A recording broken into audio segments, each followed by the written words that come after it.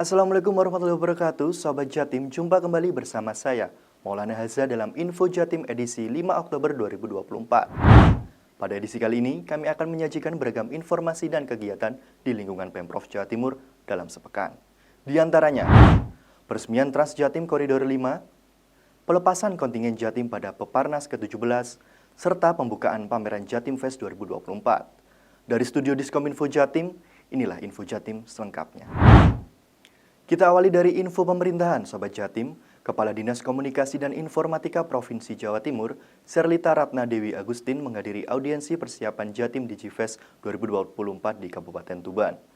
Kadis Sherlita menjelaskan, Jatim DigiFest merupakan kegiatan yang diselenggarakan Diskominfo Jatim untuk meningkatkan peran masyarakat pada transformasi digital di Jawa Timur.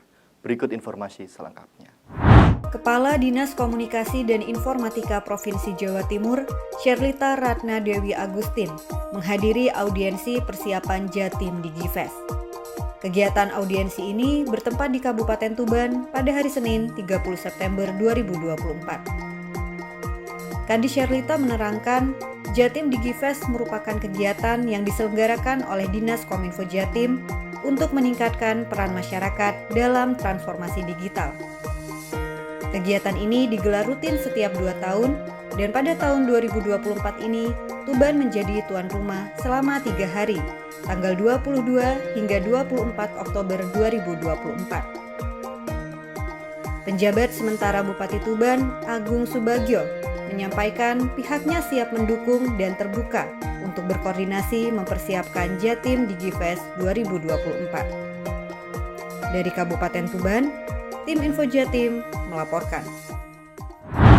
Masih di info pemerintahan, Sobat Jatim, Pejabat Gubernur Jawa Timur Adi Karyono resmi meluncurkan bus Trans Jatim Koridor 5 bernama Cakraningrat dengan rute Surabaya-Bangkalan. Peresmian berlangsung di alun-alun Bangkalan Senin 30 September 2024. Berikut liputannya. Setelah sukses dengan bus Trans Jatim Koridor 1-4, kini Penjabat Gubernur Jawa Timur Adi Karyono resmi meluncurkan bus Trans Jatim Koridor 5 bernama Cakraningrat dengan rute Surabaya-Bangkalan. Peresmian bus Trans Jatim Koridor 5 tersebut berlangsung di alun-alun Bangkalan pada Senin 30 September 2024. Bus Trans Jatim Koridor 5 Cakraningrat ini akan beroperasional dari Terminal Purabaya sampai Terminal Bangkalan dengan tersedia 14 armada bus dan 1 armada cadangan yang setiap busnya memiliki kapasitas 30 penumpang. Jam operasional bus dari pukul 5 pagi hingga 9 malam dan pembayaran bus pun bisa menggunakan tunai atau non-tunai. Tarif masyarakat umum Rp5.000 dan tarif pelajar Rp2.500. Bus Trans Jatim Koridor 5 juga dilengkapi berbagai fasilitas seperti CCTV untuk menjaga keamanan, kamera artificial intelligence untuk mendeteksi pengemudi, serta running text maupun suara untuk memberikan informasi kepada penumpang. Dalam arahannya, penjabat Gubernur Adi mengatakan, peluncuran ini merupakan respons dari tingkat urgensi pemerataan layanan transportasi umum di Jatim. Menurutnya, bus Trans Jatim merupakan solusi kebutuhan untuk membantu mobilitas dan menumbuhkan ekonomi masyarakat. Selain Trans Jatim Koridor 5 rute Terminal Purabaya, Terminal Bangkalan, Adi memaparkan, Pemkab Bangkalan ikut menyiapkan angkutan feeder atau penghubung di Kabupaten Bangkalan. Hal tersebut sebagai bentuk kolaborasi pelayanan angkutan umum yang melayani rute Bangkalan Kota, Tanjung Bumi, Bangkalan Kota, Lega, Kamal, IKM Suramadu, serta Modung. Dari Bangkalan, Tim Info Jatim melaporkan. Beralih ke info olahraga, Sobat Jatim, Pemerintahan Provinsi Jawa Timur resmi melepas kontingen atlet Paralimpik yang akan berlaga di Pekan Paralimpik Nasional atau Peparnas ke-17 tahun 2024. Acara berlangsung di Gedung Negara Gerahadi dan dipimpin langsung oleh penjabat Gubernur Jawa Timur. Berikut laporannya. Pemerintahan Provinsi Jawa Timur resmi melepas kontingen atlet Paralimpik yang akan berlaga di Pekan Paralimpik Nasional atau Peparnas ke-17 tahun 2024. Acara pelepasan berlangsung di Gedung Negara Gerahadi dan dipimpin langsung oleh penjabat Gubernur Jawa Timur Adi Karyono. Saya dari kemarin ingin menyambut Paralimpik ini juga sama dengan atlet-atlet PON yang kemarin berjuang. kami tidak ingin membedakan karena sesungguhnya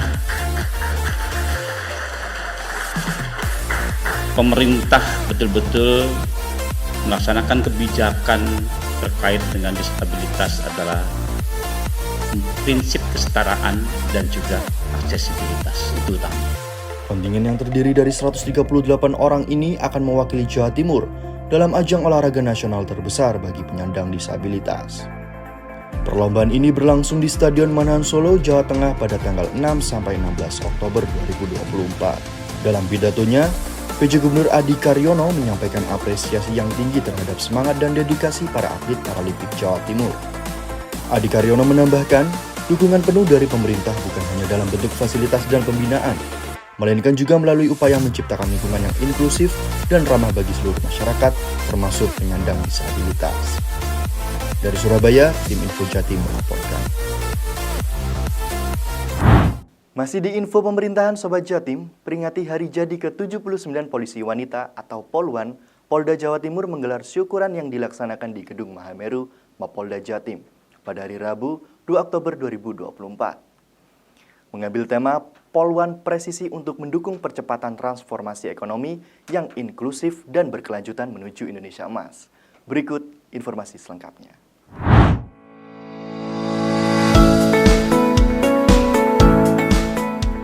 Polda Jawa Timur menggelar syukuran memperingati hari jadi ke-76 polisi wanita Polwan yang dilaksanakan di Gedung Mahameru Mapolda Jawa Timur pada Rabu 2 Oktober 2024. Dengan mengambil tema Polwan Presisi untuk mendukung percepatan transformasi ekonomi yang inklusif dan berkelanjutan menuju Indonesia Emas.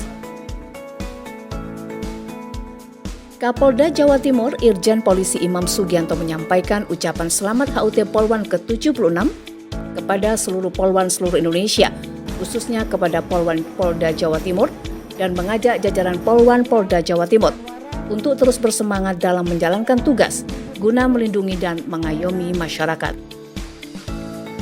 Kapolda juga menyampaikan bahwa Polwan mempunyai kesempatan yang sama dengan polisi laki-laki atau Polki untuk menduduki jabatan strategis berdasarkan profesionalitas dan kapasitas yang baik sesuai dengan harapan masyarakat.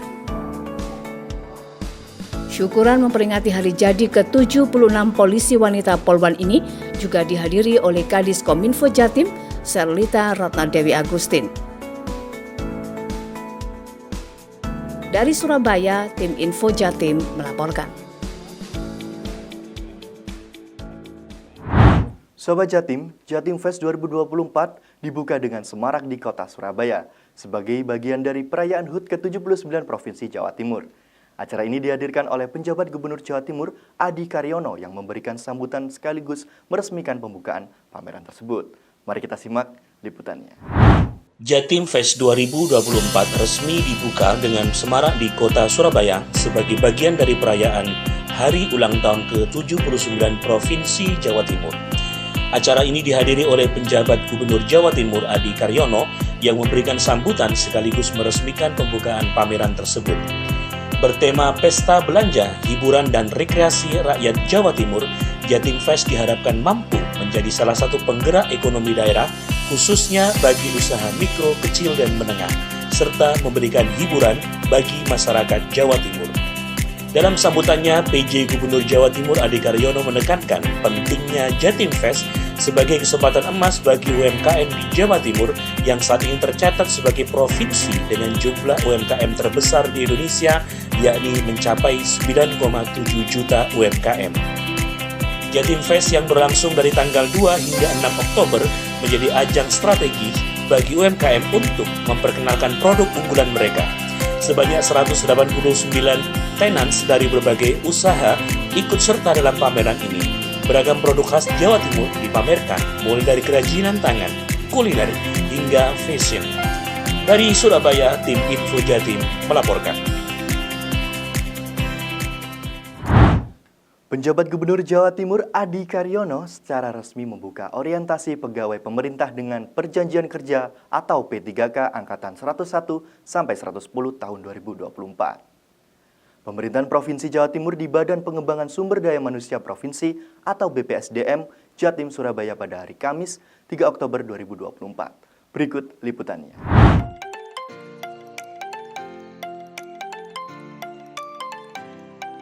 Penjabat Gubernur Jawa Timur Adi Karyono secara resmi membuka orientasi pegawai pemerintah dengan perjanjian kerja atau P3K angkatan 101 sampai 110 tahun 2024 pemerintah Provinsi Jawa Timur di Badan Pengembangan Sumber Daya Manusia Provinsi atau BPSDM Jatim, Surabaya pada Kamis 3 Oktober 2024.